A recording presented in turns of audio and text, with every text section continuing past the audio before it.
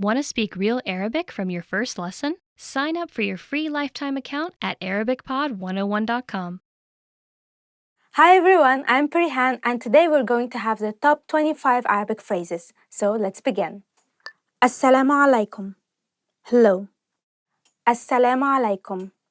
Hello.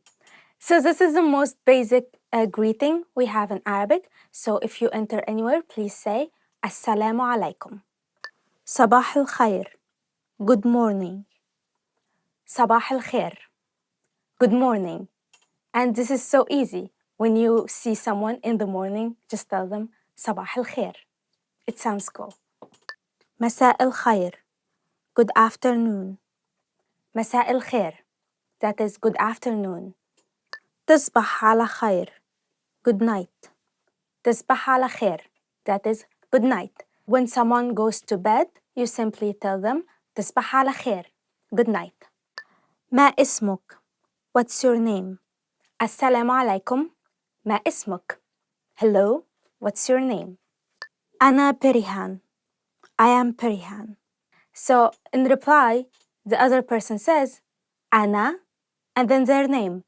أنا means I am and then they put their name. So ما اسمك? What's your name? أنا بريهان. I am Perihan. تشرفنا. Nice to meet you. تشرفنا. Nice to meet you. So now you have a whole conversation. ما اسمك? أنا بريهان. تشرفنا. What's your name? I am Perihan. Nice to meet you. كيف حالك? How are you? كيف حالك? How are you? How are you doing? السلام عليكم. كيف حالك? Hello. How are you doing? أنا بخير. شكرا. ماذا عنك? I'm fine. Thanks. And you? And this is the reply to السلام عليكم. كيف حالك? That is hello. How are you? And you say أنا بخير. شكرا. ماذا عنك? I'm fine. Thank you. How about you? من فضلك. Please. من فضلك. That means please. So you can say اجلس من فضلك, which means please sit down. شكرا. Thank you. شكرا, which means thank you. شكرا على الهدية. Thank you for the present. عفوا. You're welcome. عفوا. You're welcome. So from the beginning, شكرا على الهدية. Thank you for the present. And you reply, عفوا. You're welcome. نعم. Yes. نعم, which means yes. So for example, you can say, هل تريد قهوة? Do you want coffee? And you reply with نعم. Yes. And you can also add من فضلك. من فضلك, please. لا. No. The opposite of it, لا. لا, which means no. So one more. هل تريد قهوة? Do you want coffee? No. لا. And you can say شكرا. Thank you. حسنا. Okay. حسنا. Okay. فلنذهب إلى الحديقة. Let's go to the park. And you say حسنا. حسنا. Okay. عذرا. Excuse me. عذرا, which means excuse me. So for example, you can say عذرا علي الذهاب. عذرا علي الذهاب, which means excuse me, I have to go. أنا آسف. I am sorry. أنا آسف, which means I'm sorry. For example, you can say أنا آسف على التأخير. I'm sorry I am late. كم الساعة? What time is it? كم الساعة, which means what time is it? You can ask someone كم الساعة? كم الساعة الآن? Which means what time is it now? And you can say it's 1:30. إنها الواحدة والنصف. إنها الواحدة والنصف. أين المرحاض? Where is the restroom? أين المرحاض? Where is the restroom? So you can say عذرا أين المرحاض? Excuse me, where is the restroom? انتظر لحظة. wait a moment. عذراً انتظر لحظة, which means excuse me, wait a moment. بكم هذا? How much is this? بكم هذا الفستان? How much is this dress? الحساب لو سمحت. Could I get the check, please? So, for example, if you're in a restaurant, you can do this simple hand sign, which is like this, and you say, الحساب لو سمحت. الحساب لو سمحت. Could I have the check, please? النجدة. Help. النجدة, which means help. So, for example, you can say, لقد سرقت حقيبتي. My bag was stolen. النجدة. Help. أراك لاحقاً. See you later. أراك لاحقاً, which means see you later. So when you say goodbye to your friend, you tell him أراك لاحقاً. And if you're saying goodbye to a group of friends, you say أراكم لاحقاً. أراكم لاحقاً. مع السلامة. Goodbye. مع السلامة, which means goodbye. أنا ذاهب إلى المنزل. مع السلامة. I'm going home. Goodbye. And that's it for today. I hope you enjoyed this lesson, and please subscribe and comment below about your favorite Arabic phrase. Goodbye. Oh, yeah. Oh, no. Okay. Hi guys, this is Nora from ArabicPod101.com. Welcome to Ask a Teacher, where I will answer some of your most common Arabic questions. The question for this lesson is, where are the personal pronouns in Arabic? In one of the previous lessons, we've already discussed what the sentence structure is like in Modern Standard Arabic. In this lesson, we will show you what Arabic personal pronouns look like independently. In English, subject personal pronouns precede verbs, like in this sentence, I ate the cake. In Arabic, it's possible to use the independent personal pronoun أنا, meaning I, before the verb. For example, I ate the cake can be translated as أنا أكلت الكعك. However, it's common to omit أنا because it's already included as the suffix to in the verb أكلت. So the sentence could look like this. أكلت الكعك. For beginners, it might seem like there is no indication as to who the subject is, but in fact, the subject is included inside the verb itself. So the addition of an independent personal pronoun is a bit redundant. Nevertheless, it's important to know them, so let's take a look at independent personal pronouns in Modern Standard Arabic. أنا, I. أنت, you. أنتِ, you for feminine. أنتما, you for dual feminine and masculine. أنتم, you for plural masculine. أنتن, you for plural feminine. هو, he. هي, she. هما, they for dual feminine and masculine. هم, they for plural masculine. هن, they for plural feminine. These are used when it's necessary to stress who or what the subject is, as in the case for compound sentences and long sentences with many subjects and events. They're also a must with nominal descriptive sentences. This is because for adjectives, conjugation affixes can't give complete information about a subject, like whether it's in the first, second, or third person. Let's observe the following sentences. هم أمريكيون. They are American. We're talking about a group of American males in the third person, so we use the pronoun هم. Another example is هي متعبة. She is tired. Here we're talking about a female in the third person, so we use the pronoun هي.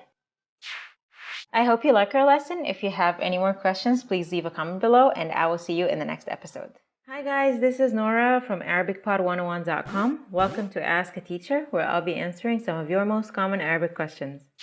The question for this lesson is, how come Arabic doesn't have verb to be? If I were to introduce myself in Arabic, I would say, Ismi Nura. اسمي نورة. If we translate this literally, it would be something like name my Nora. Have you noticed that the verb to be isn't in the sentence? In this lesson, we will see how the Arabic sentence structure allows sentences to form without needing the verb to be. We'll see what a noun plus adjective sentence looks like in Arabic. Let's see how to say your nationality in Arabic first. أنا أمريكي. I am American. أنا فرنسي. I am French. أنا مكسيكي. I am Mexican. أنا تركي. I am Turkish. أنا أسباني. I am Spanish. أنا كندي. I am Canadian. For a female, you would add an إيه sound to the end of the nationality. So, أمريكي would become أمريكية, and so on. Now let's see some other commonly used sentences that contain the verb to be in English but not in Arabic. السماء صافية. The sky is clear. الجو بارد. The weather is cold. البيت كبير. The house is big. أنا جائع. I am hungry. الطريق طويل. The road is long. الأكل لذيذ. The food is delicious. You must be wondering, what about the past tense? The auxiliary verb كان and its variations are the closest thing to the past tense verb to be in English. For example, كان الأكل لذيذا. The food was good. Note how the past tense verb to be كان in Arabic comes in the beginning of the sentence, unlike in English. You can learn more about this subject by checking out Lesson 8 of our intermediate series on ArabicPod101.com. If you have any more questions, please leave a comment below and I will see you in the next episode. Salam. Hi everyone, this is Nora from ArabicPod101.com. Welcome to Ask an Arabic Teacher. The question for this lesson is, how do I sound polite in Arabic? Many languages have honorific speech as a whole different level of speech. Arabic honorifics are much easier than that. Much like English, Modern Standard Arabic, and almost all Arabic dialects have certain words and titles that you can add to sentences to make your speech sound more polite. First, let's start with honorific terms and see what they look like in action. The first one is min fadlik. Min fadlik, meaning please. Min fadlik is usually used with requests and orders. Adding min fadlik to any request will make you sound more polite and people will take you more seriously. For instance, الحساب من فضلك. الحساب من فضلك. The check, please. The next honorific term is لو سمحت. لو سمحت, literally meaning if you may allow. This one means pardon me or excuse me. It's a little like min fadlik, but is more often used with questions. Adding it to any question you ask will make you sound more polite. For example, لو سمحت أين المدخل؟ لو سمحت أين المدخل? Excuse me, where is the entrance? The next honorific term is حضرتك. حضرتك, or in the Egyptian dialect حضرتك, is the polite alternative of you. Replace you with حضرتك or حضرتك in a sentence and you will immediately sound more polite. For example, أين أنت is the casual way to say where are you. In the polite version, this becomes أين حضرتك. أين حضرتك, which also means where are you, but more polite. Next, we have أستاذ and أستاذة, which mean Mr. and Miss. Use أستاذ for masculine and أستاذة for feminine before people's names to sound more polite. These are typically used for teachers and to address people in a business setting. For example, Sami, which is a man's name, should become أستاذ سامي, meaning Mr. Sammy. Hiba, which is a woman's name, should become Ustadha Hiba, meaning Miss Hiba. Lastly, we have tafaddal. Tafaddal is the polite way of saying come over here or come in or go ahead. It's a very useful word and is used in many contexts, as you can tell from its many different meanings. You might use it to invite someone in, invite them to start eating, and many other things. Keep in mind that it changes slightly according to the gender. For example, the casual singular masculine form of this word is ادخل or تعال. It means go ahead or come in. The polite singular masculine is تفضل. The casual singular feminine is ادخلي or تعالي. And the polite singular feminine is تفضلي. تفضلي. I hope you like our lesson. If you have any more questions about the polite form, please leave a comment below and I will get back to you as soon as I can. And I will see you in the next episode. Salam. Hi everyone, this is Nora from ArabicPod101.com. Welcome to Ask an Arabic Teacher. The question for this lesson is, what do common computer and social media words look like in Arabic? Have you ever seen Facebook in Modern Standard Arabic? Have you wondered what terms and expressions are used in Arabic computers? Let's take a look at some of the most common ones. First, let's see common words used for computers in general. Ibda. Start. This is the Windows Start menu. لوحة التحكم.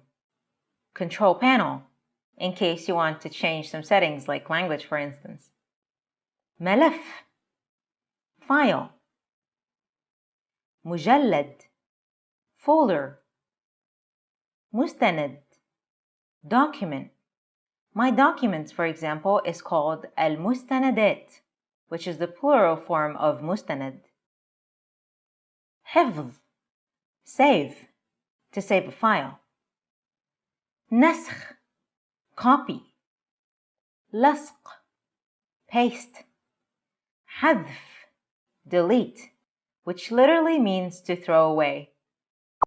Now let's see some expressions related to the internet. تحميل.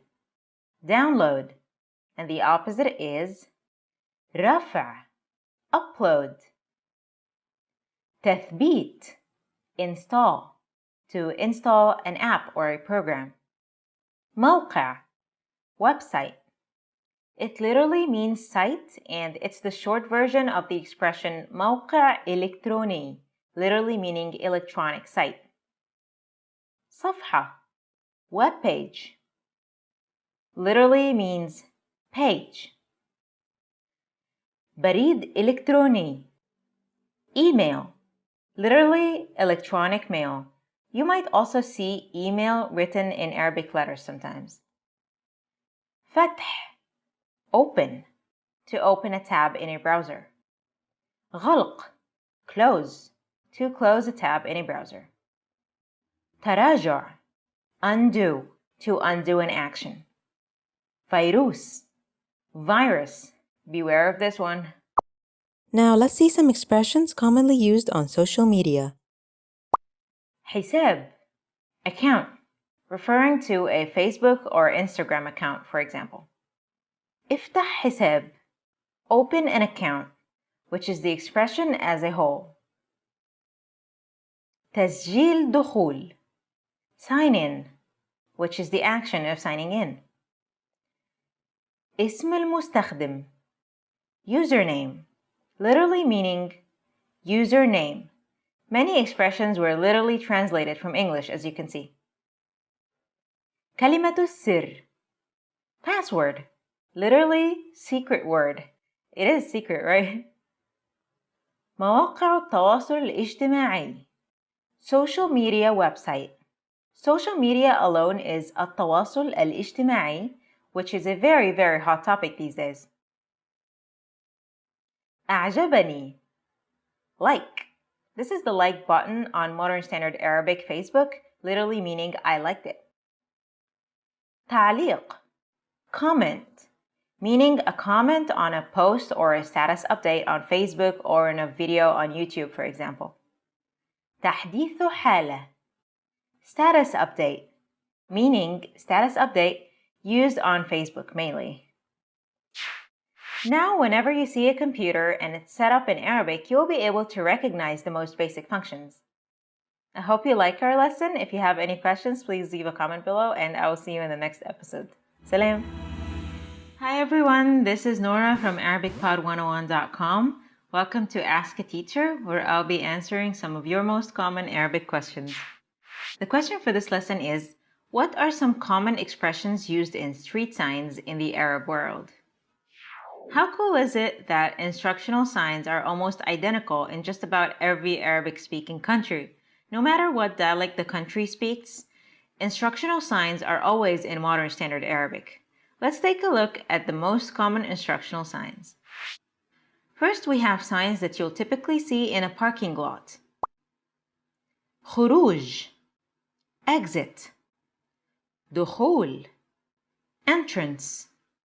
garage, or موقف, parking. Next, we have signs you will typically see on the road. قف, stop. اتجاه إجباري, must turn left or right. إلزم اليمين, keep right. إلزم اليسار, keep left. الأولوية لك, you have priority. هدئ السرعة, slow down. انتبه, watch out or attention. The last two signs, هدئ السرعة and انتبه, are usually seen before sudden bumps, construction work, and dangerous curves. كيلومتر, kilometers. متر, meters. These two are the shortened versions of kilometre and mètre respectively, just like km for kilometer and m for meter in English. They're usually shortened to fit on street signs. They're used in many signs like the ones that tell you where you are on the highway. For example, if you're 200 kilometers away from Alexandria on the Cairo to Alexandria highway, somewhere on the way you will see a sign that says 200 kilometers, 200 kilometers. طن, tons. This one is mainly for truck weight allowances. The number you will see next to ton is the maximum weight allowance on this road in ton. Lastly, we have two of the main reasons why people get tickets on the streets of Egypt. ممنوع الدخول, no entry, commonly used for one-way streets. ممنوع الانتظار, no parking, commonly found in front of exits, entrances, and around important buildings. Driving in the Middle East might feel intimidating at first, but as long as you follow the rules and stay attentive to your surroundings, you'll be okay. If you have any more questions, please leave a comment below, and I will see you in the next episode. Want to speak real Arabic from your first lesson? Sign up for your free lifetime account at ArabicPod101.com. Hi everybody, this is Nora from ArabicPod101.com, and welcome to our new series, Ask an Arabic Teacher. In this series, I'm going to be answering some of your most common Arabic questions. The question for this lesson is, which dialect of Arabic should I learn or focus on? The variant of Arabic you should learn depends on your goals and what you want to achieve using your knowledge of Arabic. If you want to learn Arabic to become a professional translator, work in politics, read newspapers, or write reports for work, then you should definitely focus on Modern Standard Arabic. On the other hand, if you want to be able to communicate with Arabic-speaking people, you have to learn a popular dialect that's widely understood, like Egyptian Arabic or Levantine Arabic. As Nelson Mandela once said, if you talk to a man in a language he understands, that goes to his head. If you talk to him in his language, that goes to his heart.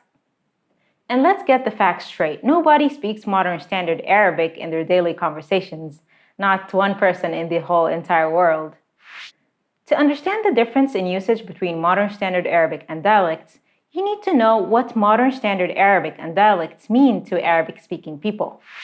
Babies learn the dialect of their country or region first to communicate with their parents. Then, when they go to school, they start learning how to read and write modern standard Arabic, because this is what they will use to read textbooks, take exams, read books and newspapers. They will learn it from kindergarten up to the end of high school.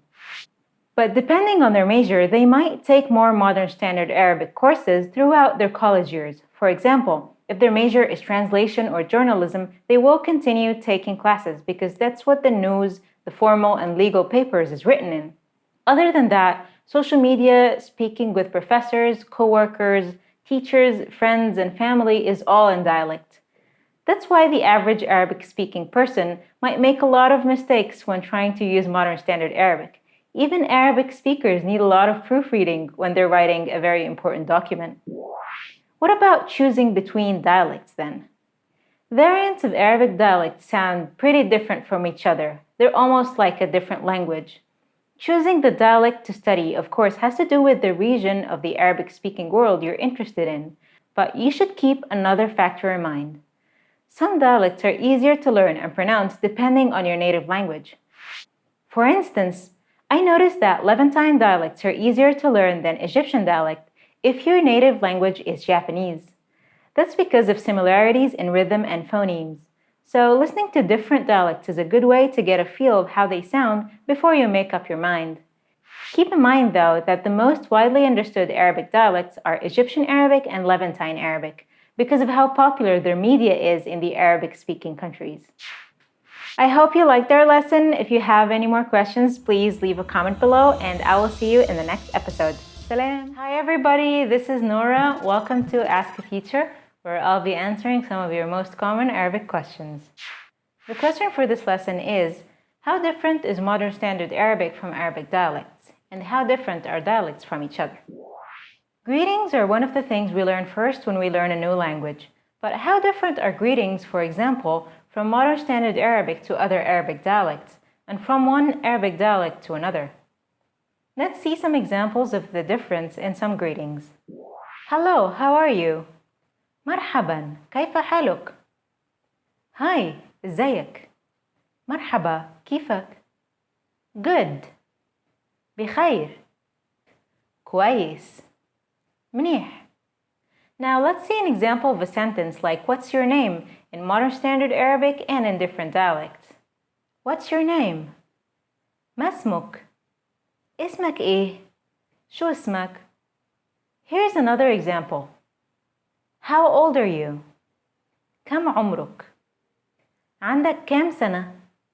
قديش عمرك؟ To change a noun from indefinite to definite, you add an article that is basically like the in English. There's a difference in the pronunciation in different Arabic dialects. Let's see the word the love as an example. الحب, الحب, الحب. Notice the difference between el and il. These are basic examples of differences between modern standard Arabic and two different Arabic dialects. Did you know that on our website, ArabicPod101.com, you can learn modern standard Arabic, Egyptian Arabic, and Moroccan Arabic? Check out our website for more information. If you have any more questions, please leave a comment below and I will see you in the next episode. Salam! Hi everyone, welcome to Ask a Teacher, where I'll be answering some of your most common Arabic questions. The question for this lesson is, where is Arabic and its varieties spoken?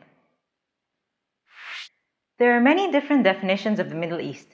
Some say from Morocco to Iran, some exclude Iran and Turkey, some exclude Morocco, and some even exclude North Africa. I guess the borders of the Middle East are vague, and not everyone agrees on them. That's why in our lessons we like to use the term Arabic-speaking countries or Arab world instead. That's because we're concerned with Arabic as a language and with its varieties. In this lesson, we will learn together where exactly these variants of Arabic are spoken. Let's start from left to right, from Africa to Asia. First, we have the Maghreb region, which includes Mauritania, Morocco, Algeria, Tunisia, and Libya. Again, not everyone agrees on the definition of the Maghreb region, so opinions may vary slightly. Arabic spoken in the Arab Maghreb region is characterized by infusing a lot of French vocabulary and grammar with Arabic and Berber languages. Many other languages are spoken as first languages in this region, like Tamazight varieties and French. Next, we have Egypt and Sudan, where the dialect widely known as Egyptian Arabic is spoken. It's a dialect of Arabic with a lot of ancient Egyptian, Latin, Turkish, French, and English influence. It's a popular dialect in the Arab world due to the popularity of Egyptian music and shows. Other languages are also spoken in this region, like Nubian in northern Sudan and southern Egypt. Arabic variants are also spoken in other African countries like Djibouti, Somalia, Eritrea, Tanzania, Chad, and Comoros. Next, let's move on to Asia. Let's take a look at the Levantine region. This includes Palestine, Israel, Jordan, Syria, and Lebanon. Keep in mind that not all Levantine dialects are the same though. The Gaza Strip region, for example, has some Egyptian influence. Lebanese Arabic has lots of French loanwords. Syrian Arabic has many Turkish loanwords, and so on. However, for the most part, they're mutually intelligible.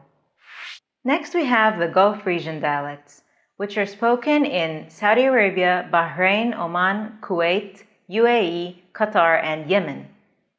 The dialects of this region and the Levantine region are considered the closest to modern Standard Arabic. There are still quite a few differences though. Dialects vary widely in this region, with lots of sub-dialects depending on the city or the region. I remember listening to a friend from Sana'a talk to his friend on the phone, and I understood absolutely nothing from that 2-minute conversation.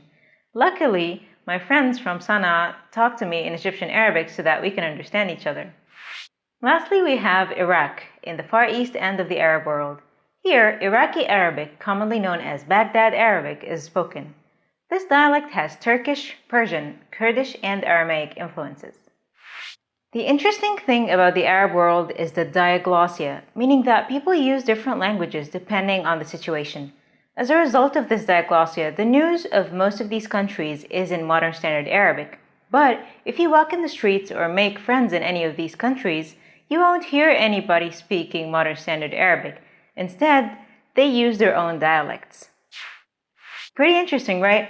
If you have any more questions, please leave a comment below and I will see you in the next episode. Hi everyone, my name is Nora and this is Ask an Arabic Teacher. The question for this lesson is, what do questions look like in Modern Standard Arabic? There are two types of questions in English, commonly known as yes or no questions and WH questions. The same applies to Arabic. Let's see what Arabic questions look like. First, let's look at yes or no questions. These are questions that ask whether or not something is true. In Modern Standard Arabic, we use the question word hal to ask yes or no questions. This structure is very easy. You add the word hal before the sentence that you want to ask about. That's it. For example, أكل رامي الكعك. Rami ate the cake. If we want to ask whether Rami ate the cake, what do you think we'll say? You're absolutely right. هل أكل رامي الكعك? Did Rami eat the cake? Pretty simple, right? Especially in comparison with English, where you have a different structure for questions. Now let's see how WH questions look like in Modern Standard Arabic. First, let's see a list of our question words. من, who. ماذا, what. متى, when. أين, where. كيف, how. Now let's see what they look like in a sentence. Let's ask these 5 questions about this event. Rami ate the cake in the house in the morning with the spoon. أكل رامي الكعك في البيت في الصباح بالملعقة. Now let's try to ask all the possible questions about this statement. من أكل الكعك? Who ate the cake? ماذا أكل رامي? What did Rami eat? متى أكل رامي الكعك? When did Rami eat the cake? أين أكل رامي الكعك? Where did Rami eat the cake? كيف أكل رامي الكعك? How did Rami eat the cake? As you can see in Modern Standard Arabic, question words must come at the beginning of a sentence. Then comes the verb, akala, then comes the subject, rami, unless that's the information in question, as in the question, who ate the cake? Finally, we have the object, al-ka'k, again, unless that's the information we're asking about, as in the question, what did Rami eat? So the order is verb, subject, object. I hope you like our lesson. If you have any more questions, please leave a comment below, and I will see you in the next episode. Hi guys, this is Nora from ArabicPod101.com. Welcome to Ask a Teacher, where I will answer some of your most common Arabic questions. So I get asked this question a lot because this is one of those things that are specific to Semitic languages. And the question is, how are Arabic words created or formed? Derivation is the core of 99% of Arabic words. All words of Arabic origin come from a 3 or 4-letter base words called roots. In this lesson, we will learn how derivation works in Arabic. Arabic is a fusional language, meaning that changes can happen in the body of the word itself to create other words of related meanings.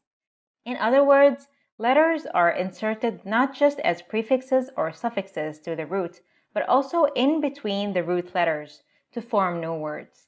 Let's take a look at one of the most basic verbs in Arabic. The root is كتب. كتب. The root just on its own is the singular past tense form of the verb. This is also the form we use to look a word up in a classical Arabic to Arabic dictionary. Let's see how we can form a huge number of words out of this root. كتب. He wrote, which is the root. كاتب, a writer. كتاب, a book. كتابة, writing. مكتب, a desk. كتيب, a pamphlet. مكتبة, a library. اكتتاب, contribution of funds. Now let's see the variations of the verb to cook. طبخ, he cooked, which is the root. طبخة, a meal. مطبخ, a kitchen. طباخ, a chef. طبخ, cooking. مطبوخ, cooked. As you can see, letters are often inserted in between the root letters, not just as prefixes or suffixes, to form new words. This makes it a bit different from English, where we usually add an ing or er to create new words. If you have any more questions, please leave a comment below, and I will see you in the next episode. Salam. Hi everybody, this is Nora from ArabicPod101.com, and welcome to our new series, Ask an Arabic Teacher. In this series, I'm going to be answering some of your most common Arabic questions. The question for this lesson is, which dialect of Arabic should I learn or focus on? The variant of Arabic you should learn depends on your goals and what you want to achieve using your knowledge of Arabic. If you want to learn Arabic to become a professional translator, work in politics, read newspapers, or write reports for work, then you should definitely focus on Modern Standard Arabic. On the other hand, if you want to be able to communicate with Arabic-speaking people, you have to learn a popular dialect that's widely understood, like Egyptian Arabic or Levantine Arabic. As Nelson Mandela once said, if you talk to a man in a language he understands, that goes to his head.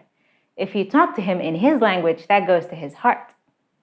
And let's get the facts straight. Nobody speaks Modern Standard Arabic in their daily conversations, not one person in the whole entire world. To understand the difference in usage between Modern Standard Arabic and dialects, you need to know what Modern Standard Arabic and dialects mean to Arabic-speaking people. Babies learn the dialect of their country or region first to communicate with their parents. Then, when they go to school, they start learning how to read and write Modern Standard Arabic, because this is what they will use to read textbooks, take exams, read books and newspapers. They will learn it from kindergarten up to the end of high school. But depending on their major, they might take more Modern Standard Arabic courses throughout their college years. For example, if their major is translation or journalism, they will continue taking classes because that's what the news, the formal and legal papers is written in. Other than that, social media, speaking with professors, coworkers, teachers, friends, and family is all in dialect. That's why the average Arabic-speaking person might make a lot of mistakes when trying to use modern standard Arabic. Even Arabic speakers need a lot of proofreading when they're writing a very important document. What about choosing between dialects then? Variants of Arabic dialects sound pretty different from each other. They're almost like a different language. Choosing the dialect to study, of course, has to do with the region of the Arabic-speaking world you're interested in, but you should keep another factor in mind. Some dialects are easier to learn and pronounce depending on your native language. For instance, I noticed that Levantine dialects are easier to learn than Egyptian dialect if your native language is Japanese. That's because of similarities in rhythm and phonemes. So listening to different dialects is a good way to get a feel of how they sound before you make up your mind. Keep in mind, though, that the most widely understood Arabic dialects are Egyptian Arabic and Levantine Arabic, because of how popular their media is in the Arabic-speaking countries. I hope you liked our lesson. If you have any more questions, please leave a comment below, and I will see you in the next episode. Salam! Hi everybody, this is Nora. Welcome to Ask a Teacher, where I'll answer some of your most common Arabic questions. The question for this lesson is voweling important? And where are the vowels in Arabic? If you look at an unvoweled modern standard Arabic text, it'll seem as if it's mostly consonants. Beginner Arabic learners might wonder how it's possible to have so many consonants in a row. The reason behind this is that most vowels in Arabic are transcribed in voweling signs and not as independent letters. For beginner Arabic learners, voweling signs are necessary in order to read Arabic text correctly. That means that you'll sometimes see words that look the same when they're unvoweled but have a different pronunciation. Let's see some examples for that. قل, say in the imperative form. قل, it decreased. أكل, food. أكل, he ate. ذهب, he went. ذهب, gold. You have to consider the voweling signs as an essential part of the main text when you learn new vocabulary. It might seem challenging, but if you think of them as English vowels just on top of or below the consonants instead of in between them, it won't seem as awkward. Native Arabic speakers rarely need voweling though, because they can tell from the context which part of speech a word is, and also because of their years of experience. You can get to that level too by constant practice and regular vocabulary input. You can learn more about voweling by checking our Arabic Alphabet Made Easy series on ArabicPod101.com. If you have any more questions, please leave a comment below, and I will see you in the next episode. Salam! Hi guys, this is Nora from ArabicPod101.com. Welcome to Ask a Teacher, where I'll be answering some of your most common Arabic questions. The question for this lesson is, how do I write voweling signs or tashkil on a keyboard? This lesson is a quick tutorial on how to add voweling signs to Arabic text. So I'm going to be showing you how I do that on my Windows QWERTY keyboard. If you have a different operating system or layout, the buttons might change a bit, but the technique is going to be exactly the same. First, let's check out our three main voweling signs independently. We have fatha, dhamma, and kasra. What you want to do is first write the consonant to which you want to add the voweling sign. Then you're going to add the voweling sign itself. You will notice that the voweling sign is added on top of or below the consonant depending on the voweling sign. For fatha, you want to press Shift Q. For dhamma, Shift E. And for kasra, Shift A. Let's try and write down the word kutiba. This word has a dhamma on the kaf, a kasra under the ta, and a fatha on the ba. You should press the following buttons in this specific order. Kutiba, kaf, Shift E, ta, Shift A, ba, Shift Q. Kutiba. Pause the video and try it yourself. Now let's check out some more voweling signs. Tanween is a voweling sign that is added to a word when it's in certain positions in a sentence. It is pronounced an or in or un, or tan or tin or tun, depending on the position of the word in the sentence and the last letter of the word. To write a tanween with a fatha pronounced n or ten, you press Shift W. To write a tanween with a dhamma pronounced un or tun, you press Shift R.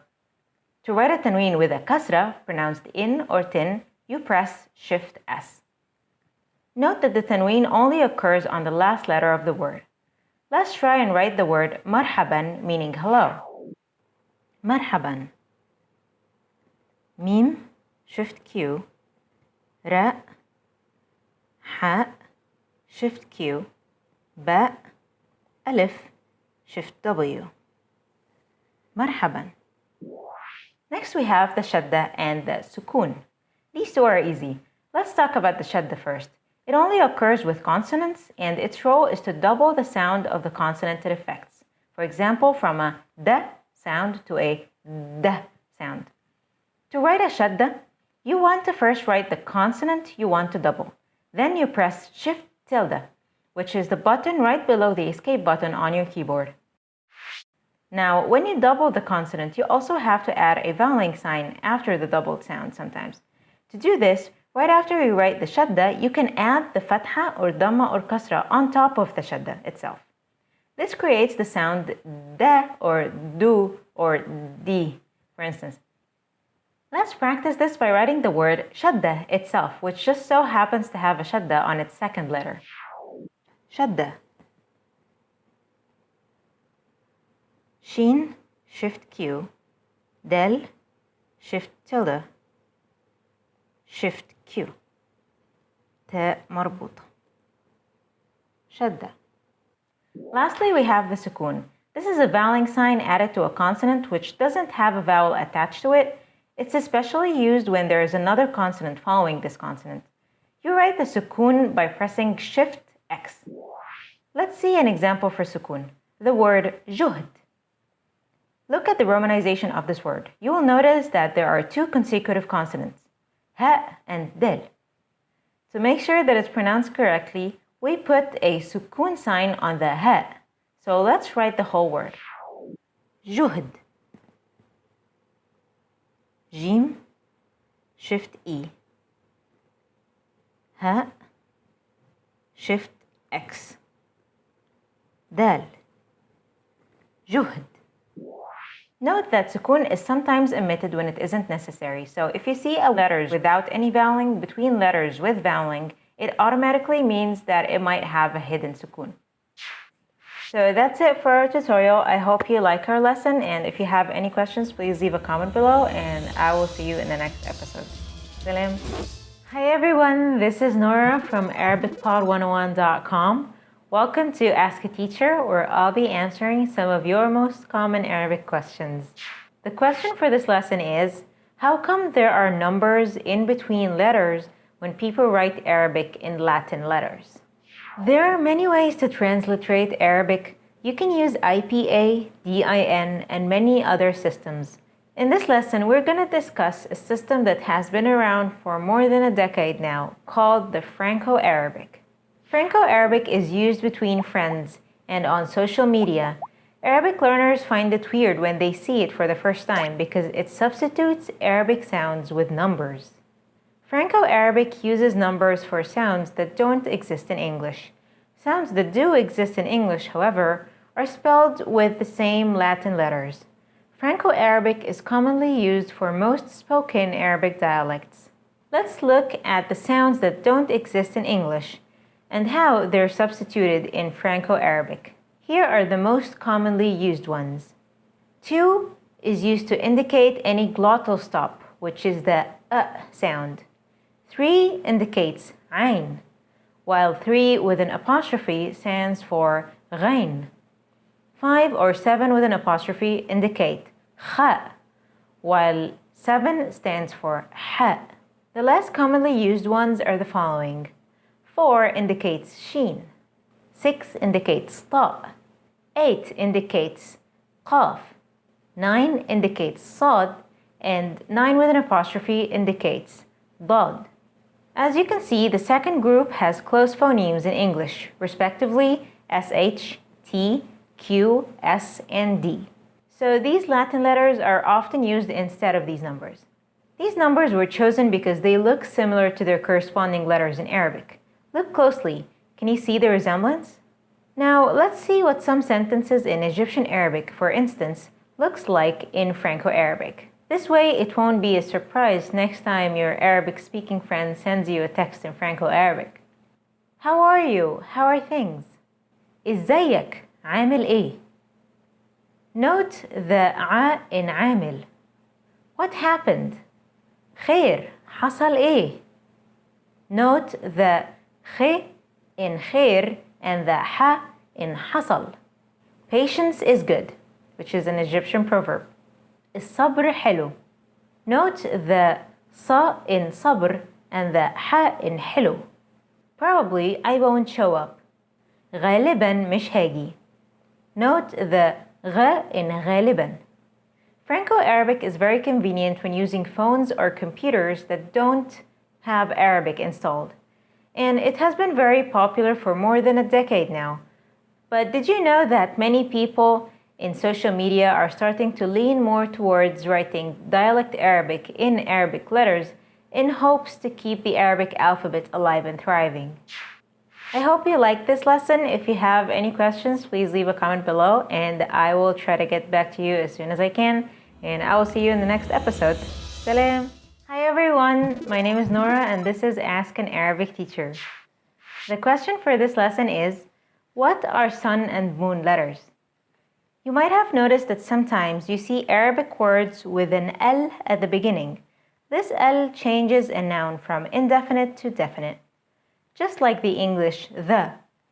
But sometimes, even if it says L in the text, it is pronounced a. In this lesson, we'll discuss why this happens. To understand this, we have to differentiate between two types of letters in Arabic, sun letters and moon letters.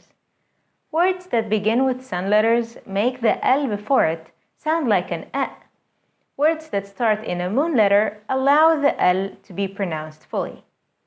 First, let's take a look at sun letters. Sun letters are referred to as حروف شمسية. حروف شمسية. Because the letter sheen at the beginning of the word shams, meaning sun, is itself a sun letter. Having a sun letter after the definite L will result in two things: losing the L sound in the L and doubling the initial sun letter itself. Sun letters are ذال, دال, ضاد, صاد, ثاء, شين, سين, تاء, نون, لام, طاء, راء, زاي, ظاء. Let's try to pronounce a word that starts with an L followed by a sun letter. الشمس, الشمس, the sun. الثالث, الثالث, the third. اللحم, اللحم, the meat.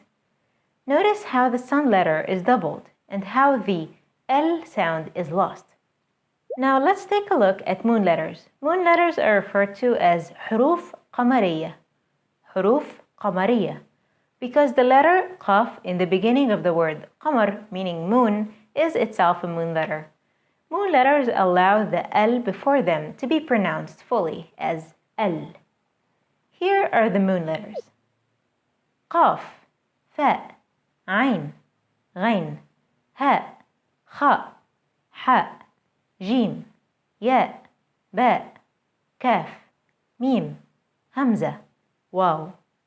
Let's try to pronounce some words that start with an L followed by a moon letter. الماء, الماء, the water. الكلب, الكلب, the dog. الورد, الورد, the flowers. Notice how moon letters allow the L to be pronounced fully.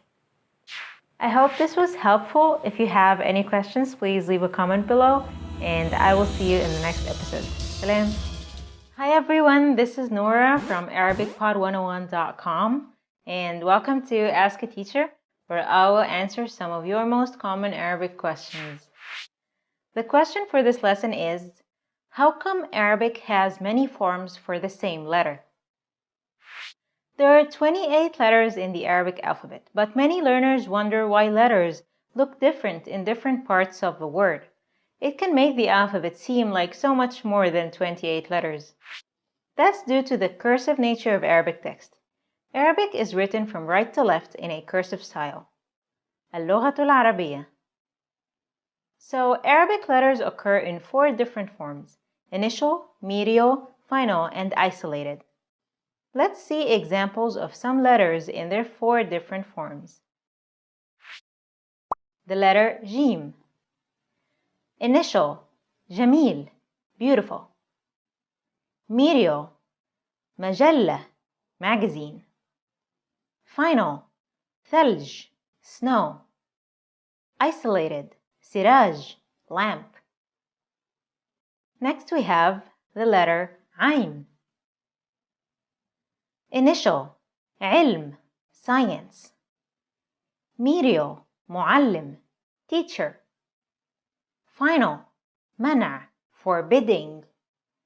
Isolated, ممنوع, forbidden. Next we have the letter sin. Initial, سمك, fish. Medial, مسح, wiping. Final, همس, he whispered. Isolated, حماس, enthusiasm. Some letters don't change much from one form to the other. Only the connection part is different. Let's check out some examples. The letter تاء. Initial, تفاح, apple. Medial, متاح, available. Final, بيت, house. Isolated, صوت, a sound. Next we have the letter دال. Initial, دب, bear. Medial, قدر, fate. Final, عيد, feast. Isolated, ورد, flowers. Did you notice the word حماس in the examples? The Palestinian organization Hamas actually means enthusiasm in Arabic. I hope you like our lesson. Please leave a comment below and I will see you in the next episode. Salam. Hi guys, my name is Nora from ArabicPod101.com. Welcome to Ask a Teacher, where I will answer some of your most common Arabic questions. The question for this lesson is, are there feminine and masculine inanimate objects in Arabic? Well, I have some good news and some bad news. The good news is that unlike French and Spanish, Arabic doesn't have gender-specific articles. Yay! In Arabic, we use the definite article el for both genders, and there is no indefinite article at all. Double yay! There is more good news. You can tell what gender a noun is from its structure. If you see a ha sound, commonly known as ta marbuta, at the end of a word, then it's definitely feminine and will be conjugated as such. For example, the word shajara, meaning tree. Now for the bad news. There are a lot of nouns that don't end in ta marbuta, but they're still feminine nouns. However, there aren't a lot of them, and once you know that they're feminine nouns, you just have to memorize them the way they are. An example of this is Sahara, meaning desert. The final part of the noun, is an indication that the word is most likely a feminine noun.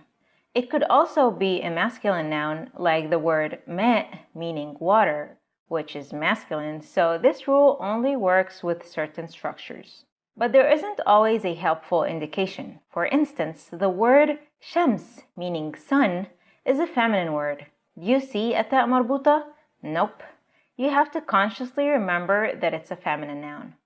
The last thing you need to know about Arabic feminine and masculine nouns is that they change the conjugation of any verb or adjective that describes them. For instance, we'll look at a noun-adjective-verb sentence for a masculine noun and for a feminine noun. Al-fata الطويل يغني. The tall boy is singing. الفتاة الطويلة تغني. The tall girl is singing. The first one is masculine and the second one is feminine. See the slight difference in conjugation?